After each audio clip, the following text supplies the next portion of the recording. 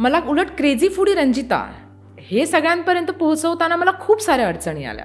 म्हणजे माझेच फ्रेंड्स होते, त्यांनी हात लांब केले, अरे हिच्याशी काय बोलायचं, वेड्यासारखं रस्त्यावरती उभे राहतात, फोन घेतात आणि बोलत राहतात.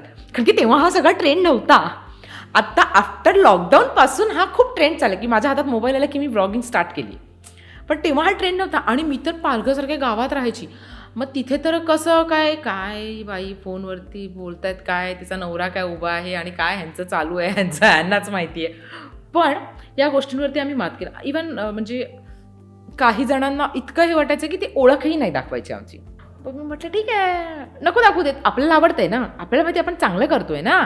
माझ्या मिस्टरांना मी सांगितलं की हे खूपच होतं नाही का, ते म्हणजे तुला आवडतंय, मला आवडतंय, काही प्रॉब्लेम नाही आहे, जाते दुनियेचं काही असू देत.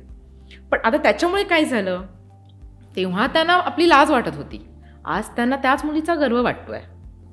आज ते ओळख दाखवत सांगतात ना की हां, अरे रंजिता आमची ओळखीची, अरे रंजिता माझी मैत्रीण आहे, अरे रंजिता माझी अमकी आहे. हेच हवं होतं. पण ही वेळ येण्यासाठी एक आपल्याला समोरच्याला वेळ द्यावी लागते. बरोबर. आपल्या आयुष्यातला ना प्रत्येक चांगला टप्पा येण्यासाठी ना वेळ द्यावी लागते. वेळेला वेळ द्यायला शिका. आपण ते श्रद्धा सबुरी ते खरं आहे. श्रद्धा आणि सबुरी दोन्ही पाहिजे. त्याच्याशिवाय काय आयुष्य नाही चालत बघा.